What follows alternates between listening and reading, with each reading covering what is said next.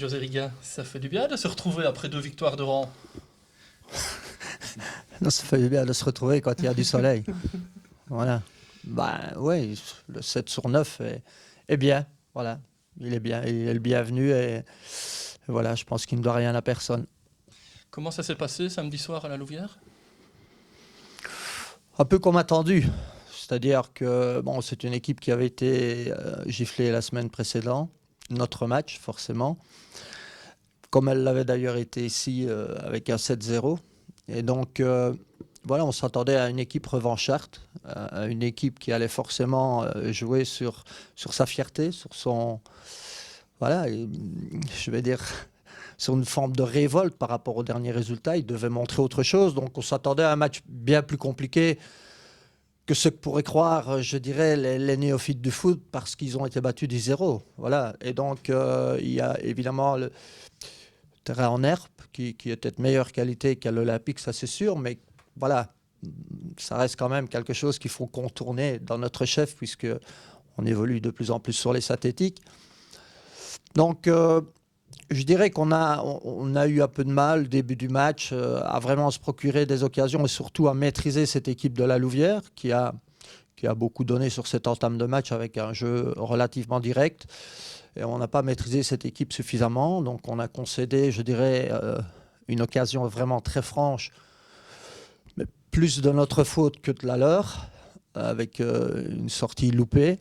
Et puis après, au fil du match, on a pris le dessus et on a fini par concrétiser. Donc voilà, on a contourné cet obstacle qui paraissait être facile, je le répète, pour ceux qui pensent que le football s'écrit de la même façon chaque match.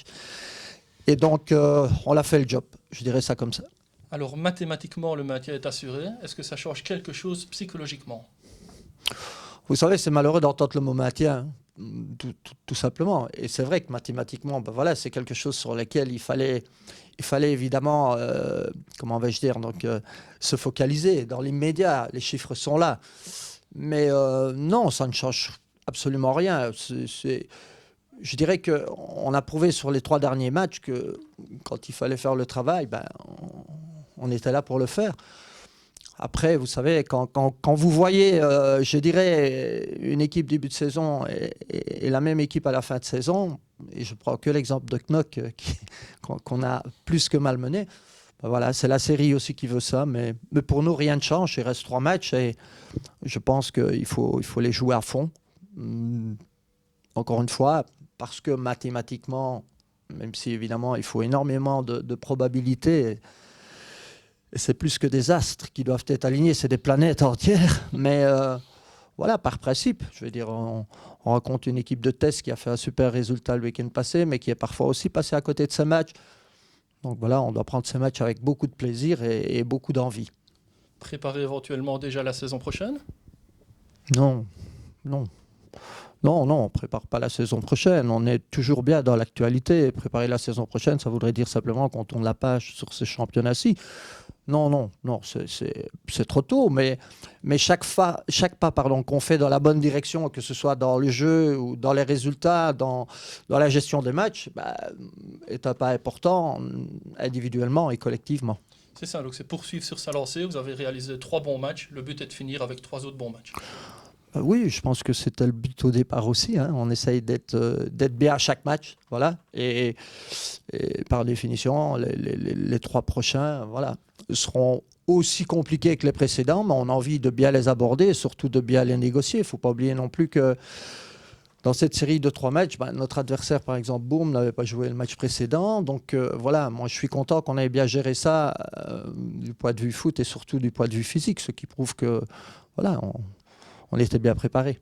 Pour terminer, à petit mot, lundi soir, l'URSL visait à, je ne vais pas dire offert, mais à donner un contrat à un jeune joueur très prometteur. Vous pouvez nous en dire davantage? C'est pas offrir, je pense que il le méritait. Oui, je pense que c'est un joueur qui a montré son potentiel sur ces 2 saisons et forcément encore plus cette saison-ci puisqu'elle a été pleine, enfin relativement pleine, avec de très bons résultats. Je tiens d'ailleurs à souligner les résultats de l'équipe 2 qui sur cette partie-ci de championnat a élevé son niveau et concrétisé, je dirais, son niveau par les résultats. Donc C'est bien, c'est bien. C'est bien par rapport au club, c'est bien pour cette équipe et c'est évidemment bien pour Karim qui a, c'est vrai, un potentiel. Il a cette capacité à garder le ballon en toutes circonstances. Et puis c'est un travailleur sur le terrain. Il est réceptif, il est à l'écoute.